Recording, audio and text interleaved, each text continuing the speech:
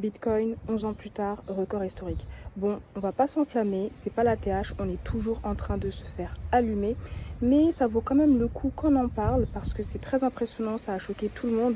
Tu as également des stars mondiales, internationales qui sont bullish sur les NFT et tu vois, ça c'est top pour l'adoption massive des cryptos. On va revenir sur la suite des problèmes entre 3AC Eco, t'as SBF qui fait les soldes à sa manière. Ils sauvent également tout le crypto game, mais tu as quand même Celsius qui a voulu lui faire à l'envers. Tu as également l'Europe qui veut mettre des bâtons dans les roues aux crypto. Bref, le bordel continue et comprendre ce qui se passe pendant le bear market nous permettra de prospérer pendant le bull market. Donc force à toi si tu es toujours là, on est ensemble, conviction testostéronée comme jamais. Donc tu connais, si tu connais pas, chaque dimanche on revient ensemble sur l'actualité la plus croustillante autour des cryptos. Et si tu veux du contenu encore plus croustillant, rejoins la lettre alpha, le lien est en description. On va commencer avec le record historique du Bitcoin. En fait, le Bitcoin a enregistré sa plus forte baisse trimestrielle en 11 ans. On va revenir sur ce qui s'était passé. Au trimestre 3 de 2011, le Bitcoin avait chuté de 66,62% en passant de 15,40 dollars à 5,14 dollars. Et là, d'avril à juin, le Bitcoin a chuté de 56,27%. Ça a pris tout le monde par surprise, personne ne s'attendait à une baisse aussi drastique. Et là, on peut se demander que faire. Est-ce que le Bitcoin est mort?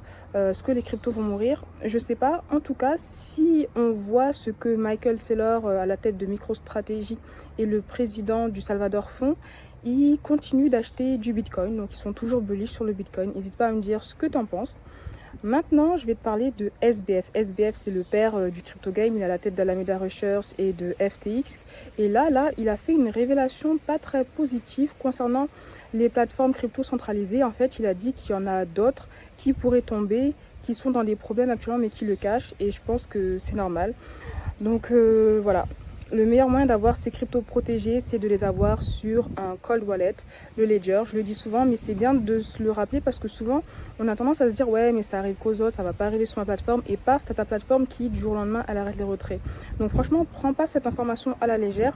Si ce n'est pas encore fait et si tu peux, protège tes cryptos au maximum. Ce n'est pas un conseil d'investissement, fais tes propres recherches, mais tu vois que là, les temps sont durs, les temps sont chauds, faut se protéger, faut pas se laisser faire. Et ce qui est intéressant, c'est que là, on voit qu'on est en bear market parce que tu as même des plateformes qui commencent à mettre en place des frais d'inactivité. Donc tu vois le décor planté, le bear market sévit comme jamais. Là, on va commencer crescendo. On va commencer par des petites news tranquilles avant de voir comment le padré SBF sauve l'écosystème crypto. Et on va surtout voir l'empire qu'il est en train de créer avec FTX. Parce que là aussi, ils ont fait un changement majeur qui pourrait vraiment transformer l'évolution d'FTX. On va en reparler. Mais on va commencer avec Keiko. Donc Keiko, c'est une start-up française. C'est un peu considéré comme le Bloomberg français. Ce qu'ils font, c'est analyser les données de la blockchain pour leurs clients. Et tout à l'heure, je vais te partager un truc pour te montrer à quel point c'est pertinent et à quel point ça peut te faire gagner énormément d'argent si tu arrives à lire entre les lignes et comprendre les analyses de la blockchain. Il y a également l'application Sorare qui a ramené une grosse star internationale de son côté, Kylian Mbappé. Donc Kylian Mbappé investit dans Sorare et également l'ambassadeur. Et tu vois, ça c'est top parce que ça va permettre de ramener beaucoup de personnes sur l'application Sorare. Et qui dit Sorare dit NFT, dit crypto. Donc ça c'est top pour une adoption massive. Tu as également le rappeur Jul. Bon, c'est pas du tout un rappeur que je kiffe, mais là il a réalisé une collection NFT qui est franchement top. Cette collection elle est reliée à son nouvel album. Il y a 23 NFT qui reprennent chacun l'un des titres de l'album et on va revenir sur les avantages de ces NFT parce que franchement il a bien pensé son concept et ça change des autres marques qui ont lancé des NFT sans concept solide. Concernant les avantages des 23 NFT, il y a 20% de réduction sur la boutique en ligne de Jul. Les détenteurs d'NFT pourront recevoir des certifications physiques de l'album ou des singles lorsque ceux-ci seront classés par exemple disque d'or ou disque de platine. Et il y a 3 NFT qui sont particuliers parce qu'il y a 3 NFT qui permettront à leurs détenteurs d'avoir pendant 1 an l'intégralité des revenus YouTube du clip de la chanson. Et en plus de ça, il y a une partie des ventes des NFT qui reviendra à l'UNICEF. Donc tu vois, c'est vraiment intéressant et c'est ça qu'on souhaite voir de plus en plus. Et tu vois, là aussi, ça va permettre d'avoir une adoption massive parce que tu as des personnes qui se foutent des cryptos et des NFT qui vont peut-être s'y intéresser parce qu'ils s'intéressent à Jul, leur chanteur préféré. Tu as également l'Olympia qui lance sa collection NFT. Tu peux devenir un OG. Ils vont lancer 250 cartes membres qui va offrir à leurs détenteurs des privilèges à vie, comme par exemple des concerts gratuits, des boissons offertes. Là aussi, c'est très intéressant.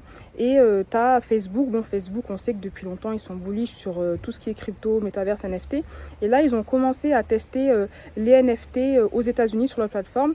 Tu as d'ailleurs le fondateur qui a annoncé que Meta allait travailler sur des NFT de réalité augmentée ou des NFT 3D qu'on pourra mettre sur nos stories Instagram. Donc intéressant, on va voir ce qu'ils vont faire.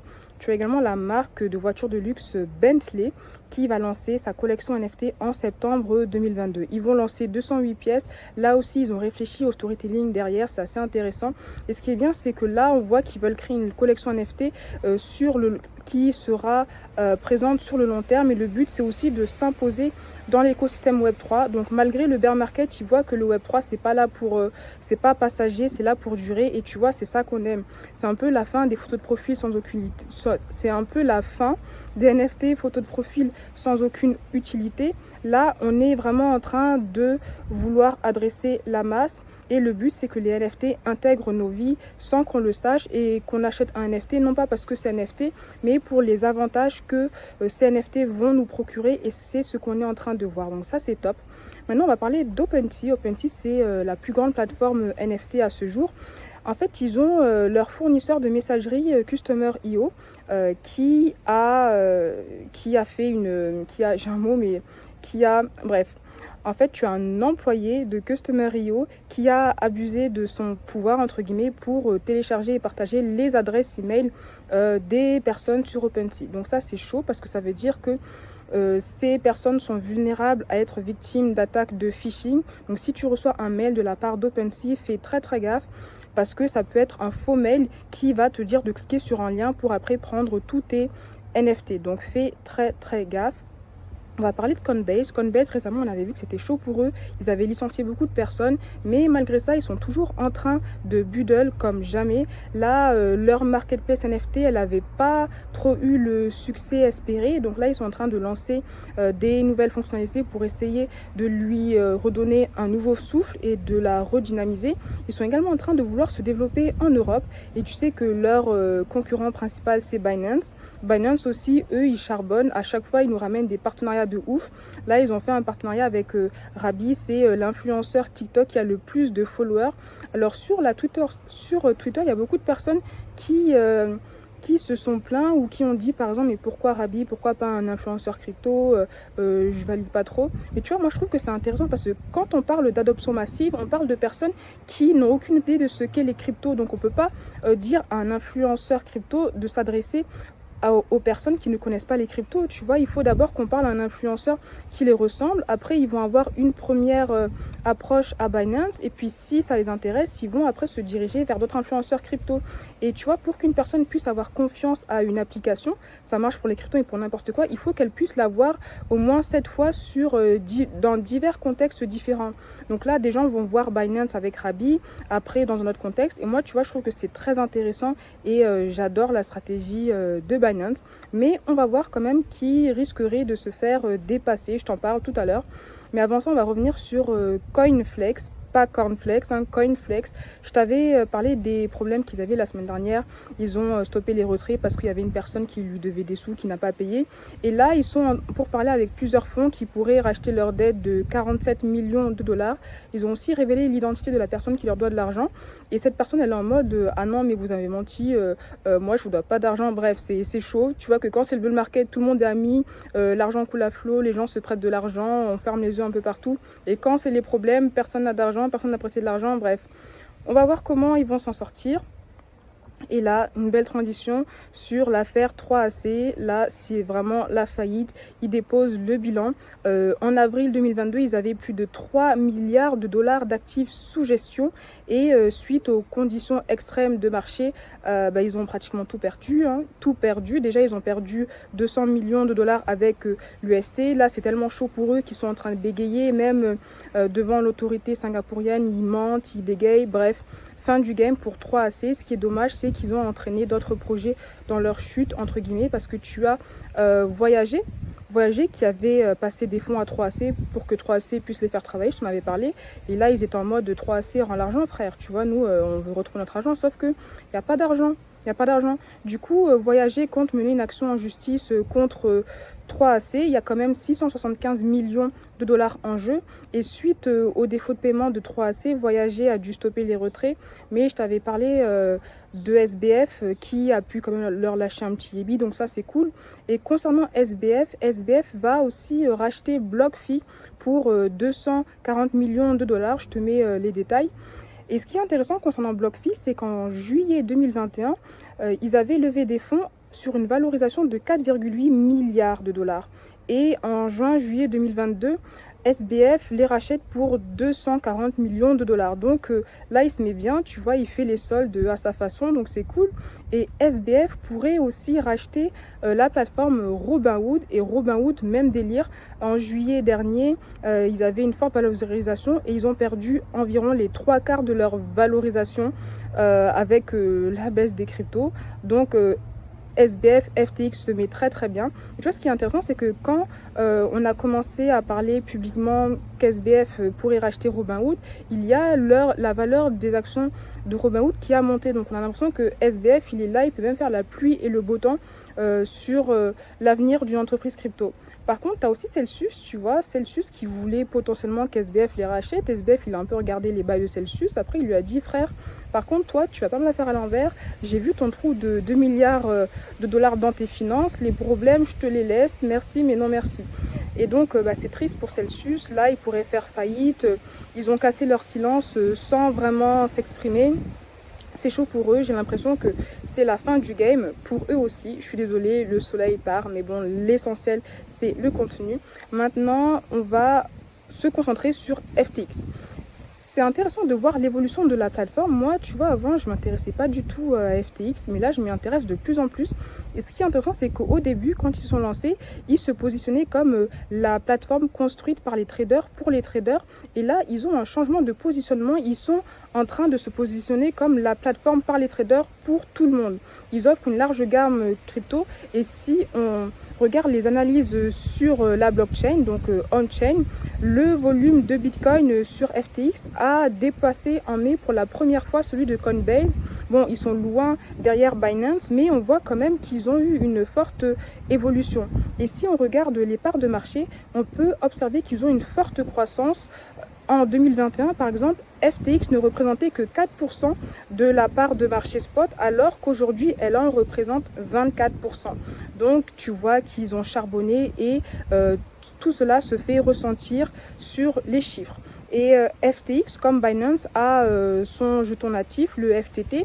Et ce FTT procure plusieurs avantages à leurs utilisateurs qui font que les utilisateurs veulent rester sur la plateforme FTX. D'ailleurs, je crois que parmi les avantages, tu peux avoir des retraits gratuits. C'est assez intéressant.